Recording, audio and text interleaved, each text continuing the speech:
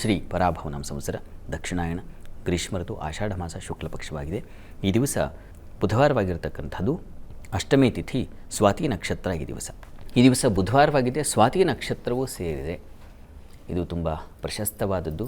ನರಸಿಂಹನ ಆರಾಧನೆಗೆ, ನರಸಿಂಹ ಸನ್ನಿಧಾನಕ್ಕೆ ಸ್ವಾತಿ ನಕ್ಷತ್ರದ ದಿವಸ ವಿಶೇಷ ಮೂಲದೇವರಿಗೆ ಅಭಿಷೇಕ ಮಾಡ್ತಕ್ಕಂಥದ್ದು, ವಿಶೇಷ ಪೂಜಾದಿಗಳು ನೆರವೇರ್ತಕ್ಕಂಥದ್ದೆಲ್ಲ ಇದೆ. ಕಾರಣ, ಹೇಗೆ ಶ್ರವಣ ನಕ್ಷತ್ರ ಶ್ರೀನಿವಾಸನ ನಕ್ಷತ್ರವೂ ಹಾಗೆ ಸ್ವಾತಿ ನಕ್ಷತ್ರ ನರಸಿಂಹನ ನಕ್ಷತ್ರ.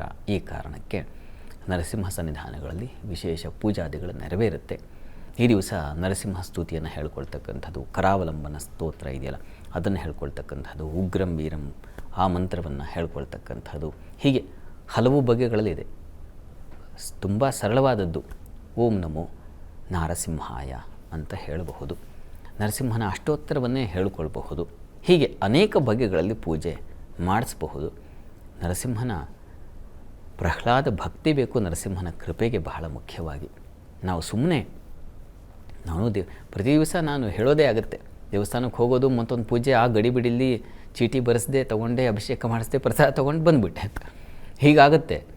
ಆದರೆ ಗಾಢವಾದ ಪ್ರೀತಿ, ಗಾಢವಾದ ಭಕ್ತಿ ಇವುಗಳು ನರಸಿಂಹನಿಗೆ ಬಹಳ ಇಷ್ಟವಾಗುತ್ತೆ. ಯಾವ ಸಂದರ್ಭದಲ್ಲಿದ್ದರೂ ಪ್ರಹ್ಲಾದನ ಕಥೆನೇ ನಮಗೆ ಮಹಾ ಆದರ್ಶವಾಗಿದೆ. ಎಷ್ಟು ಕಷ್ಟಗಳು ಬಂದರೂ ಕೂಡ ನರಸಿಂಹನ ನಾರಾಯಣನ ಧ್ಯಾನ ಸ್ತುತಿಗಳಿಂದ ಅವನು ಹೊರಗೆ ಬರಲಿಲ್ಲ ನೋಡಿ. ಹಾವಿನಿಂದ ಕಚ್ಚಿಸ್ಲಿಕ್ಕೆ ಪ್ರಯತ್ನಪಟ್ಟರು, ಆನೆಗಳಿಂದ ತುಳಿಸ್ಲಿಕ್ಕೆ ಪ್ರಯತ್ನಪಟ್ಟರು, ಬೆಟ್ಟದಿಂದ ಬೀಳಿಸ್ಲಿಕ್ಕೆ ಪ್ರಯತ್ನಪಟ್ಟರು. ಹೋಳಾಕ ಅವಳು ಅಗ್ನಿ ಪರಿಚರ್ಯೆ ಮಾಡ್ತಾ ಇದ್ಲಲ್ವ, ಅಗ್ನಿಗೆ ಬಲಿಯಾಗಲಿ ಅಂತ ಹೇಳಿಬಿಟ್ಟು ಅಗ್ನಿಗೆ ಆಹುತಿ ಹಾಕಿದಾಗಲೂ ಕೂಡ ಅವನು ನರಸಿಂಹನ ನಾರಾಯಣನ ಸ್ಮರಣೆಯನ್ನು ಬಿಡಲೇ ಇಲ್ಲ. ಪುಣ್ಯಾತ್ಮ ನರಸಿಂಹ ಆಗಿರಲಿಲ್ಲ, ಆಗಿನ್ನು ನಾರಾಯಣನೇ ಆಗಿದ್ದ. ನಾರಾಯಣನ ಭಕ್ತಿ ಹಾಗಿತ್ತು. ಆ ತೀವ್ರತೆ ಬೇಕು ನಮಗೆ. ನಾವು ಕಷ್ಟ ಬಂದುಬಿಟ್ರೆ ಈ ದೇವ್ರ ಮನೆ ನೋಡಲ್ಲ, ದೇವ್ರ ಮುಖ ನೋಡಲ್ಲ, ದೇವಸ್ಥಾನಕ್ಕೆ ಮೊದಲೇ ಹೋಗೋದಿಲ್ಲ, ಆ ದಿಕ್ಕೇ ಬೇಡಪ್ಪ ಅಂತ. ಹಾಗೆ ನಾವು ಬಿಟ್ಬಿಡ್ತೀವಿ. ಸರಳವಾಗಿ ಬಿಟ್ಬಿಡೋದು ಬಹಳ ಸುಲಭ. ಭಗವಂತ ನಮ್ಮನ್ನು ಬಿಟ್ಟರೆ ಕಥೆಯನ್ನು ನಮ್ಮದು. ನಾವು ಮುನಿಸಿಕೊಂಡು ಬಿಟ್ಟ ಹಾಗೆ ದೇವರನ್ನಾದರೂ ನಮ್ಮನ್ನು ಕೈ ಬಿಟ್ಬಿಟ್ರೆ ಅದಾಗಲ್ಲ ಬಿಡಿ. ಹಾಗೆ ಯಾಕೆಂದರೆ ಪ್ರಪಂಚ ನಡೀತಾ ಇರೋದು ಹಾಗೆ. ನಮ್ಮ ಕ್ಯಾಲ್ಕುಲೇಷನ್ಸ್ ಬೇರೆ ಬೇರೆ ರೀತಿಯಲ್ಲಿರುತ್ತೆ. ನಾನು ಇದನ್ನು ಮಾಡಿದೆ, ಅದಕ್ಕೆ ಈ ಫಲ ಬರಬೇಕಿತ್ತು ಅಂತ ನಾವು ಹೀಗೆ ಯೋಚನೆ ಮಾಡ್ತೀವಿ. ಆದರೆ ನರಸಿಂಹನ ಆಲೋಚನೆ ಬೇರೆ ಇರುತ್ತೆ. ಅದಕ್ಕೆ ಪ್ರಹ್ಲಾದ ಪ್ರಜ್ಞೆ ಅಂತ ಕರೀತಾರೆ, ಅದು ಬೇಕು. ಅವನ ಒಂದು ಭಕ್ತಿ, ಪ್ರಹ್ಲಾದ ಭಕ್ತಿ ಬೇಕಾಗುತ್ತೆ. ಆಗ ನಮಗೆ ನಮ್ಮೊಳಗೊಂದು ಅಂತರಂಗದಲ್ಲಿ ಗೂಢತೆ ಅಲ್ವಾ ಅದು ಕಂಬ, ಕತ್ತಲಲ್ಲಿ ಸ್ಫೋಟವಾಗಿ ಜ್ಞಾನದ ಬೆಳಕು ಬರತಕ್ಕಂಥದ್ದು, ಅದು ನರಸಿಂಹನ ಅವತಾರ. ಹೀಗಾಗಿ ನಮ್ಮ ತಲೆಯ ಅದು ಅಜ್ಞಾನದ ಕತ್ತಲು ಅದು ಹೋಳಾಗಬೇಕು. ಅದು ಹೋಳಾದರೆ ನಾವೇ ಇರಲ್ಲ, ಅದು ಬೇರೆ ವಿಚಾರ. ನಾನು ಹೇಳಿದ್ದು ಚಿಂತನೆಗಳು ಅಂತಕ್ಕಂಥದ್ದೆಲ್ಲ, ಆ ವ್ಯಗ್ರ ತಾಮಸ ಚಿಂತನೆಗಳು ದೂರ ಆದರೆ ಸತ್ವ ಪ್ರಜ್ಞೆ, ಸಾತ್ವಿಕತೆ ಅನ್ನೋದು ಯಾವಾಗಲೂ ಅದು ನಂದ ದೀಪದ ಥರ, ದೇವರ ಮನೆಯಲ್ಲಿ ಬೆಳಗೋ ದೀಪದ ಥರ ಬುದ್ಧಿ, ಅಂಥದ್ದೊಂದು ಪ್ರಜ್ಞೆ ಬೆಳಗುತ್ತೆ.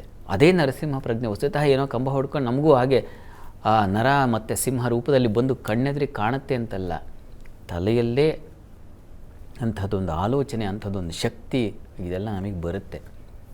ಅದು ಬರಬೇಕಿದ್ರೆ ನರಸಿಂಹನ ಭಕ್ತಿ ಮಾಡಬೇಕು ಮೊದಲು, ಆಮೇಲೆ ನರಸಿಂಹ ಕೃಪೆ. ಮೊದಲು ನಾವು ಪ್ರಯತ್ನ ಮಾಡಬೇಕು. ಹೀಗಾಗಿ ಈ ದಿವಸ ನರಸಿಂಹ ಸನ್ನಿಧಾನಕ್ಕೆ ಹೋಗಿ ನರಸಿಂಹನ ಸ್ತುತಿಯನ್ನು ಶ್ರದ್ಧೆಯಿಂದ, ಪ್ರಹ್ಲಾದನಷ್ಟು ಭಕ್ತಿ ನನಗಿಲ್ಲ. ದಾಸರು ಹೇಳ್ತಾರಲ್ಲ, ಪೂಜಿಸಲರಿಯೇ ಪ್ರಹ್ಲಾದನಂತೆ ಅಂತ. ಆಗಲ್ಲ, ಕಷ್ಟ ನಮಗೆ. ಆಗೆಲ್ಲ ನಾವು ನಮ್ಮ ಬದುಕು ಹಾಳಾಗ್ತಾ ಇರುತ್ತೆ, ಅಥವಾ ನಾವು ಯಾವುದೋ ಒಂದು ಸಾಣೆ ಹಿಡಿಯೋ ಕಲ್ಲಿಗೆ ಒಗ್ಗಿರ್ತೀವಿ. ಆದರೆ ನಾವು ಸರಿ ಹೋಗ್ತಾ ಇದ್ದೀವಿ, ಮೂರ್ತಿಗಳಾಗ್ತಾ ಇದ್ದೀವಿ ಅನ್ನೋ ಕಲ್ಪನೆ ಇರಲ್ಲ ನಮಗೆ. ದೇವರನ್ನು ಬೈಕೊಳ್ತಾ ಇರ್ತೀವಿ. ಈ ಬುದ್ಧಿ ನಮಗೆ ಕಷ್ಟ. ಆದರೆ ಮೊದಲು ಪ್ರಹ್ಲಾದನ ಪ್ರಾರ್ಥನೆ ಮಾಡಬೇಕು ಈ ದಿವಸ. ಅಪ್ಪ, ನಿನ್ನಂಥ ಭಕ್ತಿ ಎಲ್ಲಿದೆಯಪ್ಪ, ಅದು ನನಗೆ ಕರುಣಿಸು ಅಂತ. ಆ ರೀತಿಯಲ್ಲಿ ದಾಸರ ಪದ್ಯಗಳನ್ನು ಓದ್ಕೊಂಡ್ರೂ ಕೇಳಿಕೊಂಡ್ರೂ ಈ ದಿವಸ ನರಸಿಂಹನ ಕೃಪೆ ಆಗಿಬಿಡುತ್ತೆ. ತೀವ್ರತೆಯಿಂದ ಮಾಡಿ, ಒಳ್ಳೆಯದಾಗಲಿ.